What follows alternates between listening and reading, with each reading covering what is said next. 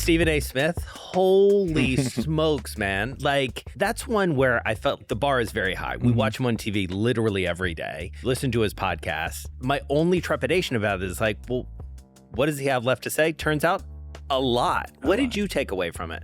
I just resonated with him talking about, his mother, his father, when he talked about opening the fridge and not having any food there. There's so much there, but he's so authentic and he's so confident. And he's 56, Jason, and I really do think that he's entering his prime. Yeah, this is a guy who basically says, I didn't understand business. I got fired, and I realized I did not understand what was going on behind the scenes. And then he resets and sets about learning that. And now he's unstoppable in part because now he gets it. Well, that part resonates big time with me because him getting fired and my suspension. But the way I see it, if you fast forward now 15 years for him, as probably the number one most influential voice in sports, is a trifecta of lessons learned, great relationships, amazing work ethic, and supreme confidence. Right. We talked about this notion of where the media is going and how he reacts to it. And I loved his answer when I asked that, which is basically like, I've already figured it out. He's a pop culture hero. I know that he came to one of the Timberwolves games. He sat next to me, and I thought I was sitting with like Muhammad Ali. And he's leveraging that. He's, making $1 million a year, a little bit more, gets fired from ESPN, basically has to go away, come back, only on the radio, not on TV, making $400,000 a year. Fast forward to now, $20+ million annually is most likely what he's going to get. Is that mind-blowing to you? It's mind-blowing until you understand the data. He's earning every part of whatever that $20 million plus ends up. He's earned every dollar, and he now knows it. All right, so we like to start the show having people introduce themselves. Tell us who you are. Stephen A. Smith, ESPN, Stephen A. Smith Show, New York Times bestselling author. I like that one. Yeah, like that's a good one. That works for me too. And a Yankee fan. Yes. Yes. I love the way they've started off thus far. Soto, I'm very, very pleased. I'm very pleased. All right. So, let's actually start there because you two obviously know each other now. Yeah. I believe you're friends. Yes, we are. But I dare say that before you knew each other, you knew of each other. Yeah. What did you know of him? What did you think of him? Well, obviously, his baseball career spoke for itself.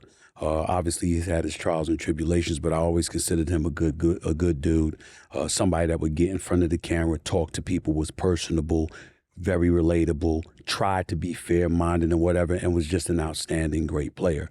And so that was the guy that I knew on the baseball field. And I didn't know him in any other capacity at that particular moment in time. And if I don't know you at all, I'm going to be incredibly, incredibly objective. When I get to know you, I'm going to still be objective in terms of pursuing truth and what have you.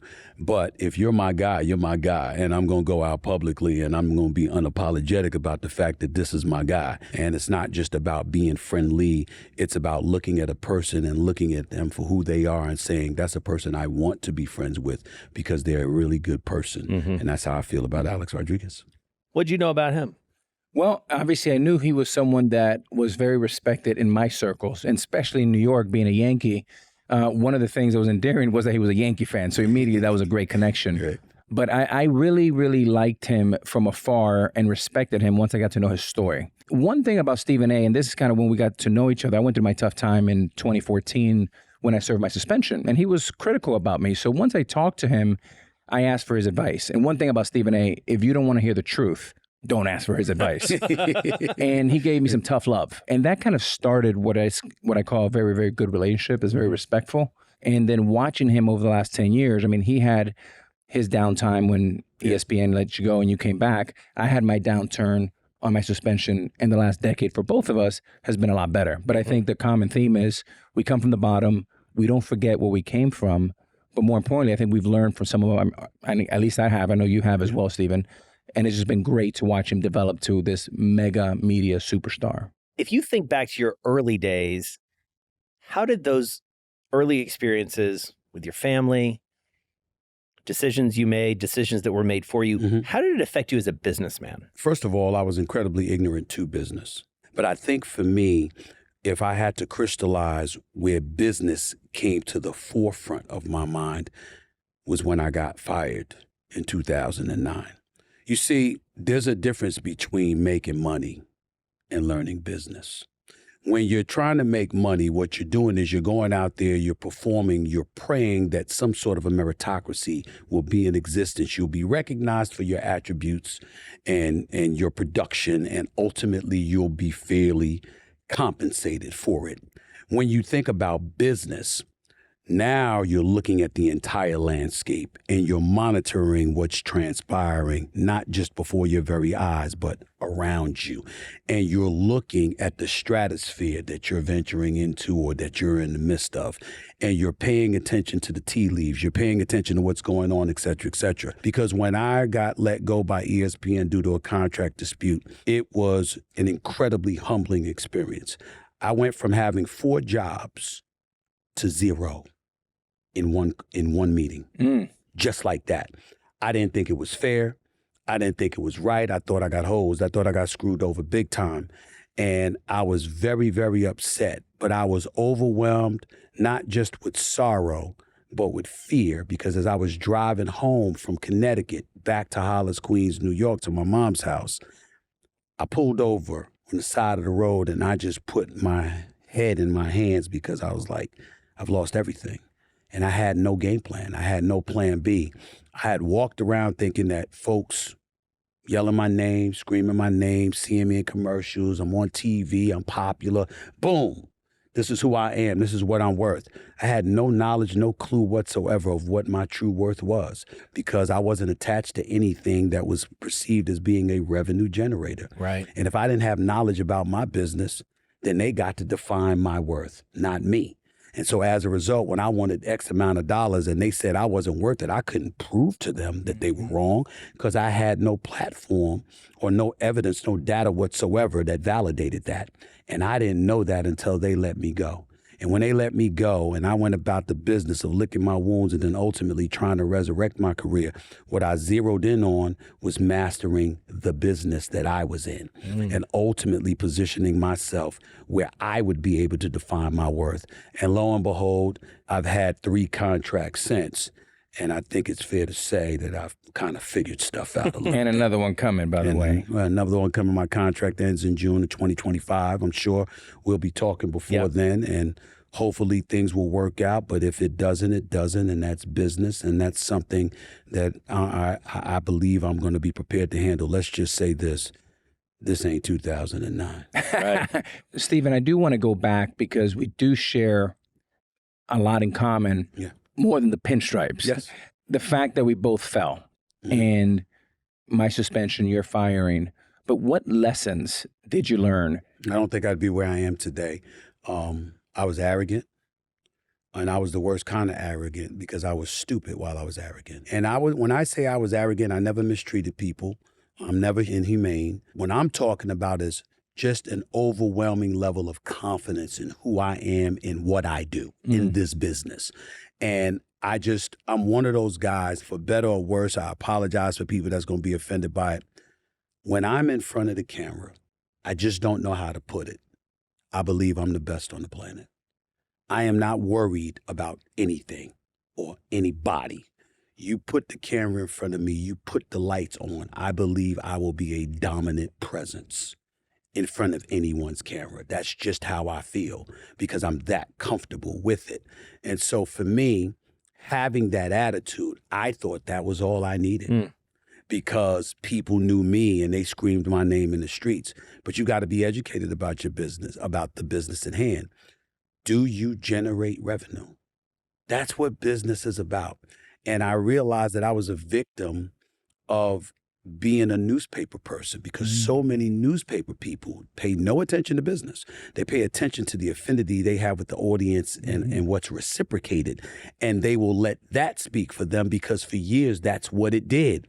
But the advent and the introduction of sports talk radio and then ultimately television, of course, it was always there, but especially in this day and age, the debate format, ultimately the podcast stratosphere, there's so many different avenues, not to mention social media and how that could potentially be monetized because I don't care how good your product is. If people ain't buying it, money ain't being generated. If money ain't being generated, bodies are going to fall because they don't have the revenue to pay the folks that are producing. And when you deduce things from that simplistic perspective, it goes a long way towards humbling you. And then there's the black element. As a black man, it's very, very important that I say this. The more knowledgeable I became, the more I learned to depersonalize things. When I was let go in 2009, I'm a black man. I'm doing this, I'm doing that. They're going to let me go. They wouldn't do this to the white guy. That was the mentality until my mother, as I wrote in my book, Straight Shooter, looked at me and gave me a tray with some bagels and eggs and some tea and put a handheld mirror in front of me. And she said, I'm just wondering when you're going to look at yourself. She said, this ain't about all of that. It's about you. You were the one complaining. You were the one talking about your bosses that way. You were the one lamenting the state of affairs at work and all that stuff. She said, I'm not saying you should have been fired, but would you have wanted you working for you at that time the way that you were? She said, I'm saying it's time to look at yourself. If she hadn't told me that, I would have kept licking my wounds and thinking that it was them instead of me. And I think that once I became more knowledgeable about the business, the biggest lesson I learned is that all of a sudden you depersonalize stuff because you can see why certain decisions are made. And all of a sudden it makes sense. So if you ESPN and you expected to generate about $50 million in revenue, but you only generated 30, well, that would explain why I got less.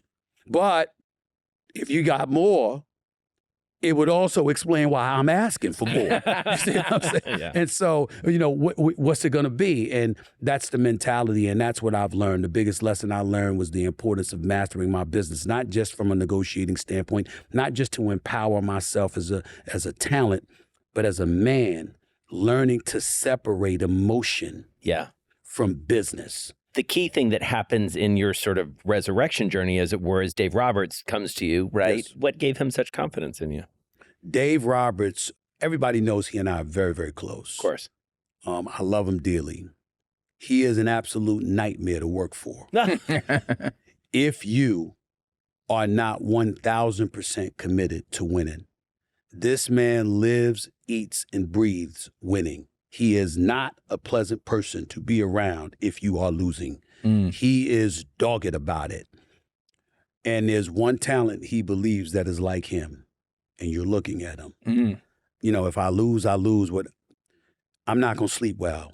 I'm not going to rest. I'm not going to drop in the ratings and stand still and accept that. I'm not going to, be near the top of the heat and not shoot for the top. I'm not going to be at the top and settle. I'm not built like that. And he knows, and he always said, you're a machine.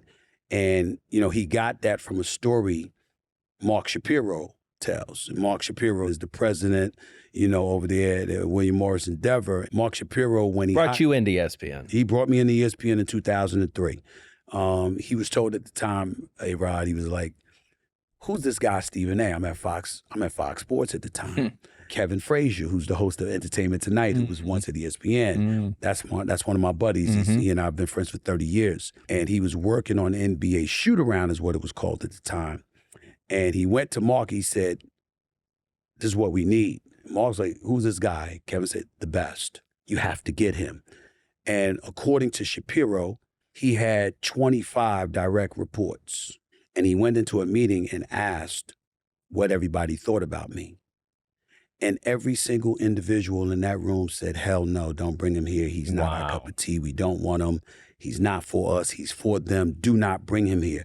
Everyone except Norby Williamson. He was indecisive. What do you want to do? I guess he's worth the chance. I don't know what you want. But everybody else was an emphatic no. And Shapiro said, I've never seen anybody have such universal dissension against them in a meeting like this. Get him here for an audition. I want to see him. I'll go up there for an audition. And 18 different people interviewed me. Wow. And the last was a guy by the name of Mike McQuaid, who was an exceptional senior coordinating producer at ESPN for years. And he looked at me and all he said to me was, you're at Fox and that's cool, but essentially compared to us in the world of sports, right? They're the little fish. We the big fish. He said, you the big fish in the little pond. How you gonna feel about being the little fish in a big pond? And I looked around and I said, and I mean no disrespect to anybody, but I ain't gonna be no little fish in anybody's pond. Turn the lights on, put on the camera, and watch me do what I do.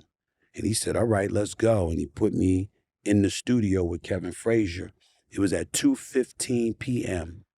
At 2:45 p.m. we finished. At 3 o'clock, I was on the road heading back to New York. At 3:30, my agent at the time called me and said, we just agreed to a 3-year deal for ESPN. Wow. Mark Shapiro and them was watching, and he called it the greatest audition he had ever seen. And that's how it started. Yeah. And so I do want to go back to that moment where you come back, because you start this rebuild. Mm-hmm. It's clear then, and you've described it in talking about Dave, it's clear that you had a much, I don't know if you had a better grasp, but you had more focus on the numbers and what you had to deliver. Is that fair? Yes. And absolutely. so where does it go from there? How do you build that sort of business and sort of almost analytic foundation to take the next step? Well, first of all, you have to assign yourself. And I talked with A-Rod about this. You know, I was like, listen, man, you're going to do baseball. This is a beautiful thing, because obviously this man is a savant when it comes to the diamond.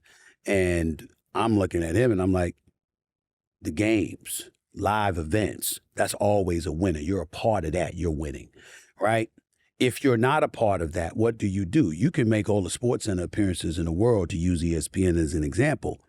But if you ain't hosting the show, nobody knows when you coming on. One day is one analyst, another day is another analyst, another day is somebody else. So it's not appointment viewing. That means what happens is ultimately they could deduce what the number is, and they don't necessarily have to attribute it to you because you're not a consistent presence on the show. Mm-hmm. As a result, they get to dilute your impact, therefore dilute your worth. And as a result, say to you, hold your horses in terms of what you think you're worth. This may not necessarily be so.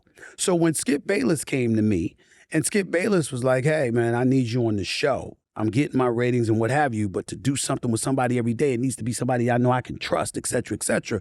One of the things that I had to pay attention to and ultimately had to heed was that that's 5 days a week, every day, 10 a.m. That means the audience knows exactly where to find me, which means that if these ratings jump up, there's no way they can deny the impact that I had because I'm right there. And so because of that, I went to the show. We skyrocketed to number 1 on ESPN2. We were doing the unthinkable. We were beating some of the sports centers in ratings, which is something that, you know, the elder statesman in the business was swearing we would never be able to do. And then from that point forward, it was just calculative measures that took place along the way. Skip Bayless was ultimately going to leave because he was going to get offered a boatload of money from Fox. I had dreams of making sure that we transition from ESPN2 to ESPN1 because ESPN1 always has more viewers. So if we're right there, that's definitely going to facilitate us grasping a larger audience. Mm-hmm. As those larger numbers come in, all of a sudden, here we are. And who's the constant? You've got Skip Bayless, he's in, he's out. You got Max Kellerman, he's in, he's out. You've got Kerry Champion, you've got Molly Karam, you've got all of these contributors. Who's the one constant? Right. Stephen A. Be that one constant. I don't want to get too far away, though, from that initial decision, though, to pair with Skip, because I think the three of us can agree that fundamentally changes sports media. Mm-hmm. You and Skip had a relationship. You had seemingly dissimilar backgrounds, but actually when you peel it back, mm-hmm. you're both incredibly hardworking journalists at the core. Because if we think about deals, that's probably one of the best deals you do is getting into a partnership with Skip Bayless. Skip Bayless is insane, and I'm not. Yeah. Let's get that out the way. And I say that affectionately, and he knows what story I'm going to tell. It's 2005. Bob Lee is hosting Sports Centers on Sunday morning, the great Bob Lee. And in hosting those sports centers, there was a segment, old school, new school. Bob Lee ultimately took a hold of it and had Skip and I on. And we're in separate rooms in a studio right here in Midtown Manhattan. And Skip would say outlandish things, sometimes of what people thought were outlandish. And some athlete got in trouble. And Skip Bayless goes on national television on a Sunday morning at 11 a.m. to be exact. And this man says no athlete should be allowed outside after 11 p.m. He said nothing good happens at nighttime. Nothing good happens at night. Every athlete in their contract should have an 11 p.m. curfew. And I'm literally laughing. And I'm like, how old are you, Skip? How old are you? You have lost your mind, you know? And so we finished the segment and we come out of our separate rooms. And I was like, man, that was hilarious, man. That was funny. Way to go, man. And he looked around, he leaned into me. He said, I'm serious. He said, no athlete should be allowed out after 11 o'clock. There's nothing good that comes from being out after 11 o'clock at night. And that's when I knew if we ever paired, it's going to be big time. Yeah. Because I naturally thought nothing like him. Naturally, he thought nothing like me. We were polar opposites. It wasn't something that had to be manufactured. You're crazy. Now you went completely over the edge on that one. Listen. Hey, No. It's not over the edge. So, Stephen, that was then. Yes. This is now. Yes. You've had multiple co-hosts. Yeah. I love what you guys do on Mondays and Tuesdays during football and all of that. Mm-hmm. The question is the rating wars. Right. Who's winning now? It was me. You know? Close? Not even close. And I don't say that with joy, believe it or not, because I want to win. I want to be number one.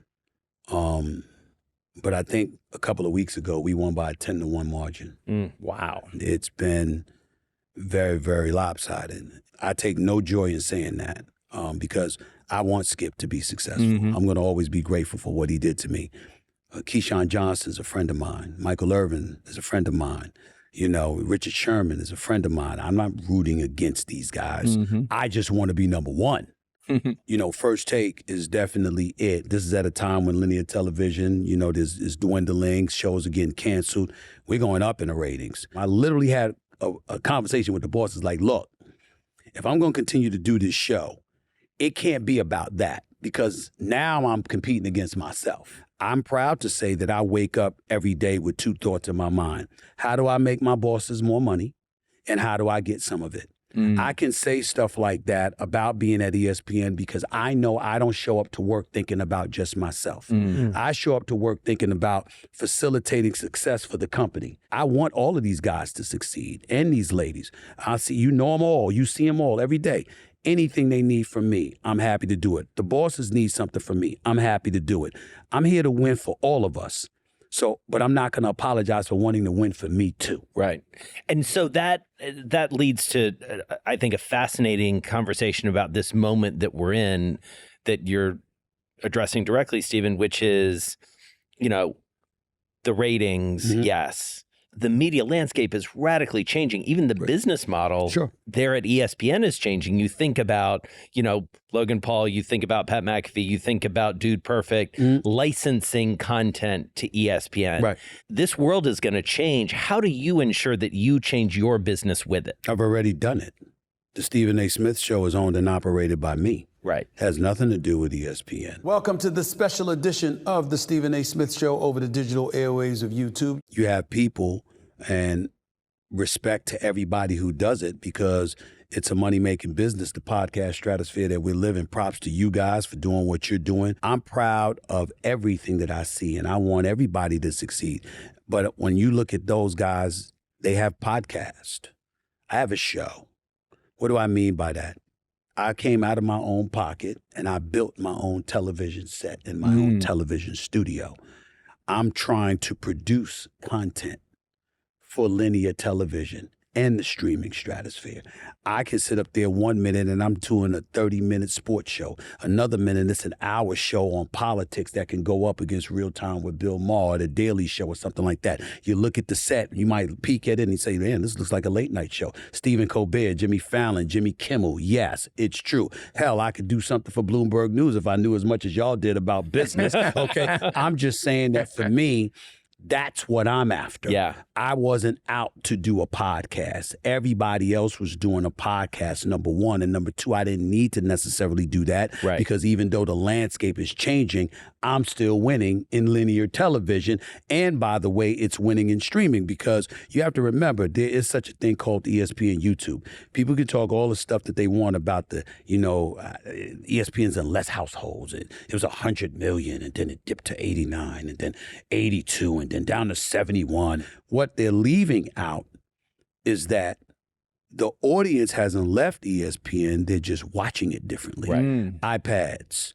smartphones, laptops, etc. And oh, by the way, in my first year doing the Stephen A. Smith Show on YouTube, which is separate and apart from all of that, I already have 614,000 subscribers, averaging over 8 million views per month. So I'm just getting started. My attitude is I've already adjusted. It's just a matter of what I'm going to be incentivized to do. And I'm not going to be apologetic about this. I want to, and I intend to get paid. Right. But in the same breath, I also want to be somebody that, whether it's ESPN and Disney or someone else, looks at and has faith in to help build, find different talent, scout and evaluate, create different shows and different platforms for content. I want to be one of those guys as well. One of the things that we also have in common is our great friend and mutual mentor, Mark Shapiro. What did you learn from Mark Shapiro? Mark and I have a special relationship. It's rare, and I'm just going to say it plain, to be a black man from the streets of New York City. It is rare that you find yourself in a position to have the kind of relationships that I've been blessed and fortunate enough to have. And Mark Shapiro is certainly up there with some of the great relationships that I've had. He's a businessman, make no mistake about it. He does not always deliver me good news. We do not always agree, and we will butt heads. And if you don't know us, you'll be like, what the hell is wrong with them? Why do they talk to each other like that? What you don't understand is that we can talk to each other like that and be like, all right, man, I'll meet you for dinner in an hour. All right, man, I'll see you next Tuesday. We going to the Knicks game together. All right. When you have somebody like Mark Shapiro in your life, I just can't say enough of you. He's alive. He's energized. He's constantly swinging for the fences, and he goes for it.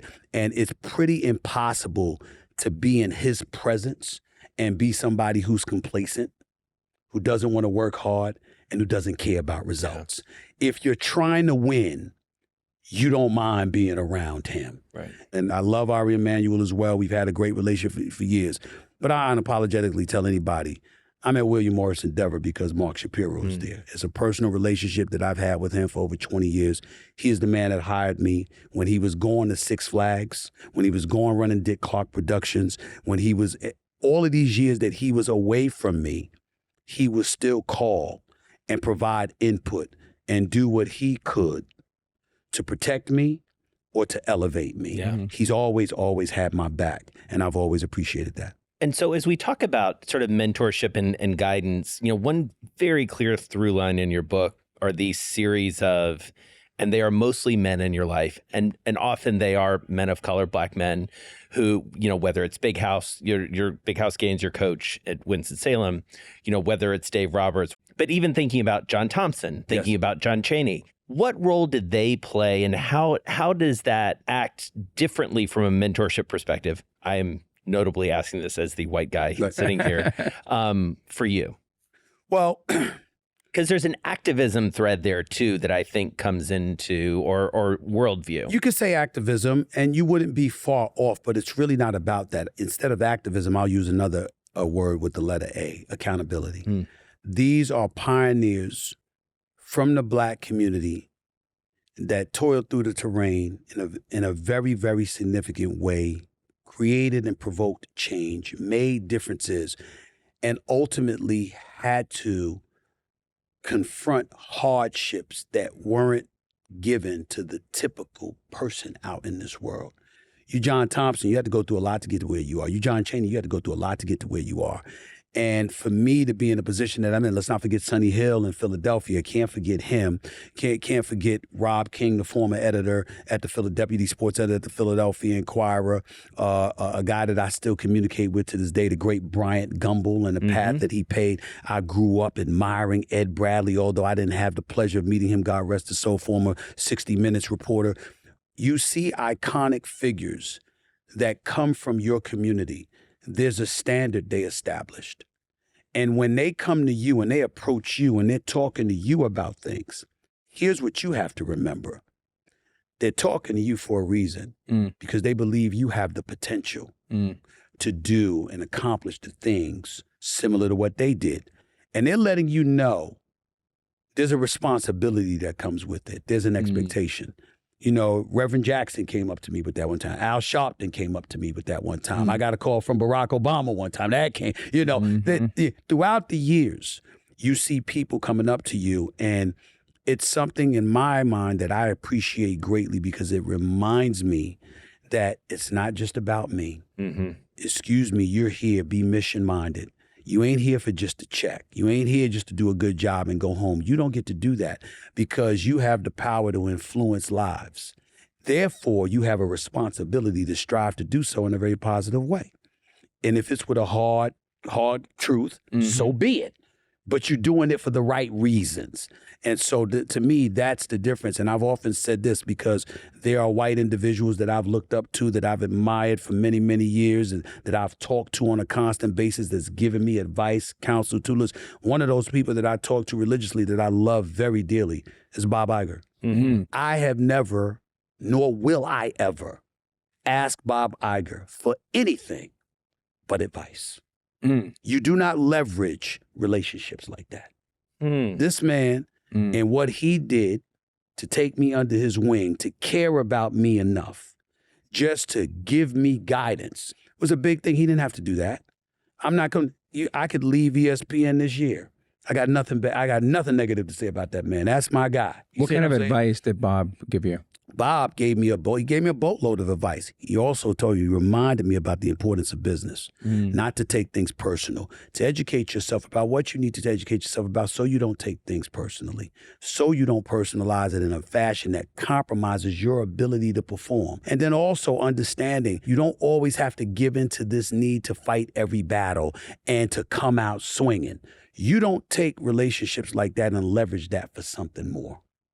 You do what you do, because other opportunities will always be available to you when you're learning from wise individuals. Stephen A., I know you've interviewed everyone from like Michael to Magic. As a young black man coming up, watching these guys from afar, writing about them in Philly and Daily News, who are some of the people that you've admired, that have given you advice, and that you sound like Michael Jordan and Kobe when you're talking about, I want to be number one. But how did they influence you both from afar and now as friends or mentors? Well, when you're great, when you speak, folks have no choice but to listen if they want to win. And, you know, you're sitting here doing this podcast. Here's the reality of the situation. No matter what you've been through, there's no doubt that greatness was in your career. So when you suited down, I'm sitting in Minnesota with you, you got your black suit on, and I'm like, this brother's an owner for the NBA team. You know what I'm saying? This brother's going to own an NBA team. I'm loving this right now. Earned, not given, you know, because you made smart decisions along the way. Every decision wasn't wrong. You made a lot of wise decisions, a lot of smart decisions. The Kobes of the world, the MJs of the world. I mean, people like that, you know, you just watch guys and you watch them work. And most of the time I'm watching rather than asking because I'm a pretty keen observer. And so when I think about a guy like Kobe, 2005, 2006, Kobe Bryant, trial and stuff is over. He settles the case. He's back. He's playing ball, never stopped. And he's doing interviews. You know, he's still talking to people after games and stuff like that, but he never sat down and gave it one-on-one to anybody. And then he gave it to me. And he comes into the Quite Frankly Studios. That's the name of the show back on ESPN2 from 2005 to 2007. And I was sitting there like, yo, man, people like my interviews. They like the set. They telling me, you know, I'd be like Oprah. And his exact words was, F Oprah, Harpo. I don't want to hear Oprah again. You insult her when you say Oprah, Harpo. She owns the Oprah Winfrey Show. She owns her own brand. That's what I want for you one day. And that's what he said to me, which is why, even though I loved him so much and we were pretty tight for a media member to a player, it broke my heart when he passed away in that helicopter accident, because I was with him 3 weeks earlier on New Year's Eve. Hugged one another, talked with one another. We were partying together New Year's Eve, and we were talking about doing something together for ESPN. Because he knew that I was about to start my production company, and I was aiming to make things happen. So he was a guy that I just considered to be a savant, just a brilliant, brilliant mind. And then when it comes to just elements of winning, what touched me about The Last Dance with Michael Jordan was that Michael Jordan said things in The Last Dance that Michael Jordan had been telling me for years. And so I'm watching him, and he was like, you might have, and the part where he got really, really emotional and he called for a break. And he was like, you might have a problem with me, but that's because you never won anything. You know, he was talking to whoever he was talking to, the sacrifices that come with it. You didn't do this. You know, you didn't know what it took. You didn't know what it took to get to this point, the sacrifices that were made. I take all of that and I look at my life. I've got 2 daughters. I got 4 older sisters. Both my parents passed away in 2017 and 18, respectively. And I've got 15 nieces and nephews. And there's a lot of moments that I've missed. I don't have regrets about that. It had to be done.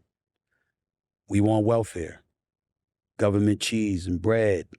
Didn't spend long on it, but we starved. I know what rats and roaches in the house look like. I know what it's like to open the refrigerator and there be absolutely, positively nothing in there. I know what it's like to walk around starving. I know. I've been there. And I'm like, I'm never going back. And my daughters will never experience that. And my sisters are done experience that. And my nieces and nephews ain't experienced that. Whatever I got to do to be great enough to ensure that we don't have those concerns, I will do. And if that means that they get to spend Christmas and Thanksgiving together, but I got to be on the road at work. I got to be traveling. I got to be at a game. I got to sacrifice time, that family time. Yes, it hurts. No, I don't like it. But I know what the alternative is in my world. And the alternative has always been something unacceptable for me.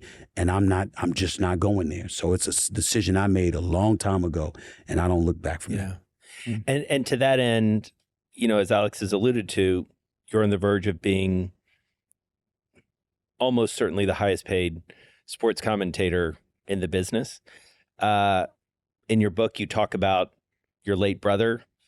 He visualized that for you. He manifested it. Or he visualized it. 2 months before he died. You manifested it. So as you think about that, I know you think about him a lot, and what's happened in those intervening years, were you always confident this is where it would end up? Oh, no. I wasn't confident that it would end up where I am today. I thought that I would be successful. I thought that I would be pretty good, if not great.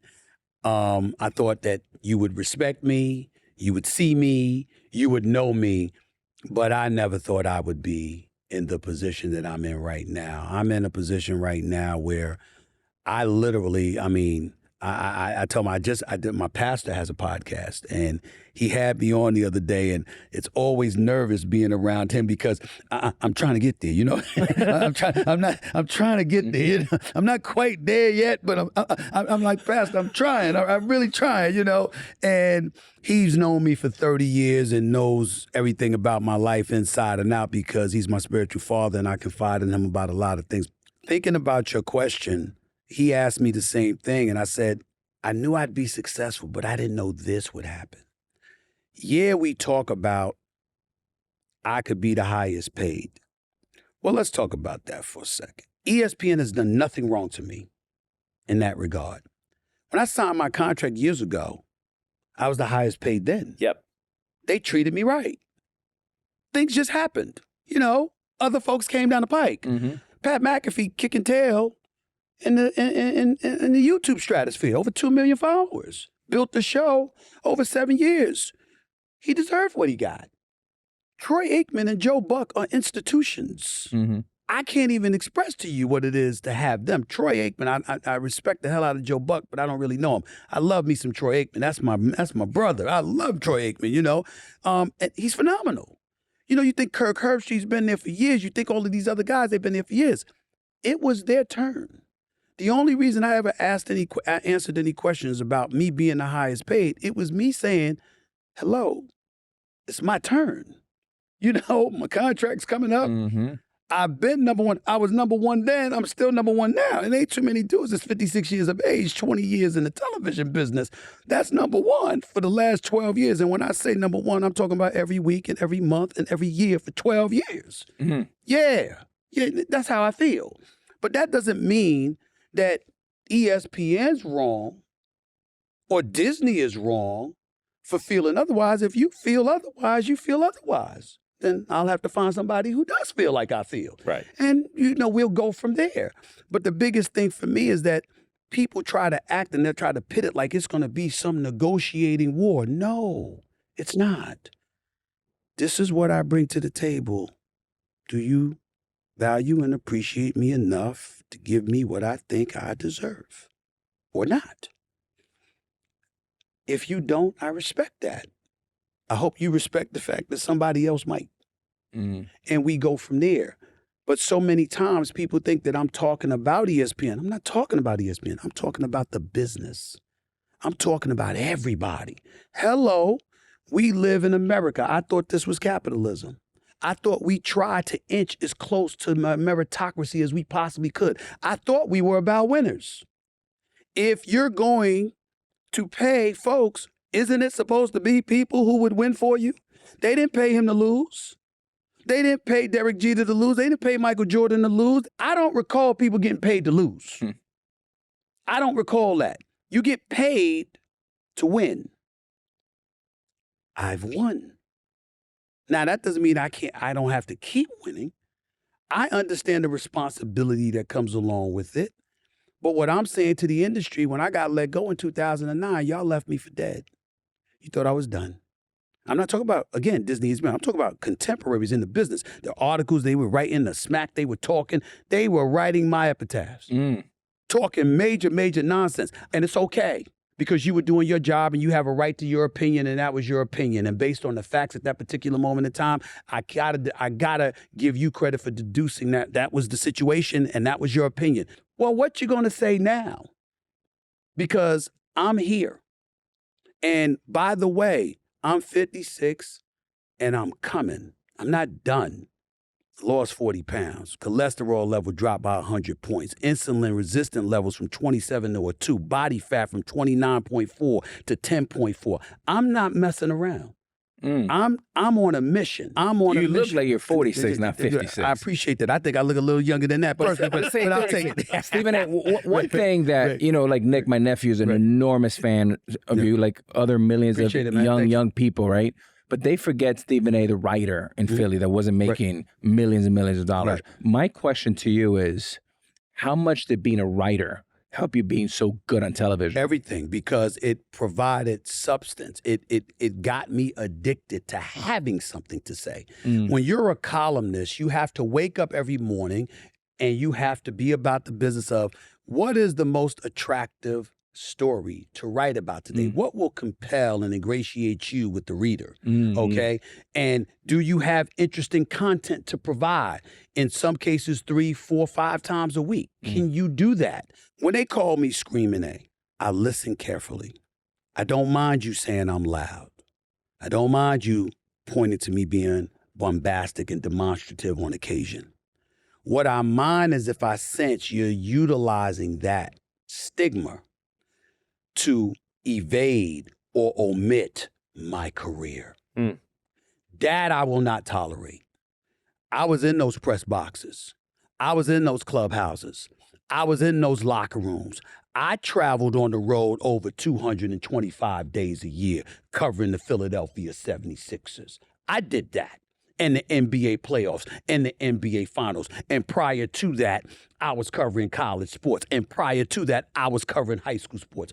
I was the one that started out as an intern for the Winston-Salem Journal. And then I went over to the Atlanta Journal-Constitution. And then I went to the Greensboro News and Record, where I'm literally working from 8:30 to 6 p.m. every day doing calendar items, school lunch menus, and all of this other stuff. And then from 7 p.m. to midnight, I worked for free covering prep sports in the Piedmont Triad area in North Carolina. They wouldn't pay me because they had no money. So I used it because I wanted the experience to generate bylines so I could build my portfolio and ultimately get a job in this business. I'm the one that started out at the New York Daily News as a reporter. They wanted me. So from April of 1993 to August of 1993, I had to cover homicide. This is the stuff I've done. So when I'm sitting there and I'm looking at people and they're talking like, he's loud and he's bombastic, he's demonstrative, I'm looking at them like, you kiss my ass. Mm-hmm. Excuse my language, but you can do that. Because what you're trying to do is you're trying to ignore and erase that I did what you did to get here. All right, Stephen A. Smith from New York. There's so many young people out there that admire you, look after you, watch your journey. If they want to be the next Stephen A. Smith, what advice would you give them? Be committed to the work and the journey, not the results. Forget the sizzle, because all that glitters ain't gold. You got to be about the work, because ultimately that's going to be your saving grace. The work that you're willing to put in, the sacrifices that you're willing to make, the fact that you're not addicted to the glitz and glamour. It ain't all it's cracked up to be. Keep in mind, when I got let go in 2009, everybody knew. So being known and being a celebrity and, being this, everybody knew. When I fell flat on my face, when I failed, when my epitaph was being written and I was considered done in this industry, everybody knew. My name was paraded all over the place. That wasn't fun. So don't be too high. Don't get too low. Be as even keel as you possibly can. Exercise humility, have that inner confidence, because they're going to come to you and they're going to try to break you down. Because especially in this day and age, with the advent of social media and everybody feeling like they have a voice, criticism is more prevalent than ever before. We have to understand that in today's society, on far too many occasions, folks' definition of success is bringing you down to their level because they can't elevate themselves to yours. And when you understand that, and then you be about the business of doing your job, mastering your craft, and committing yourself to being the best at what you do on an everyday basis. Every day is a new day. You got to get up and do it again. When you commit yourself to that, you're on your way. If you're looking for shortcuts, just get out the way now, because you ain't gonna win. If you're looking for shortcuts, you ain't gonna win. You will fall. Love that. Thanks. A pleasure. That was fun. Really enjoyed it. I enjoyed it. Thank you so much. Thank you, Stephen A. Appreciate it.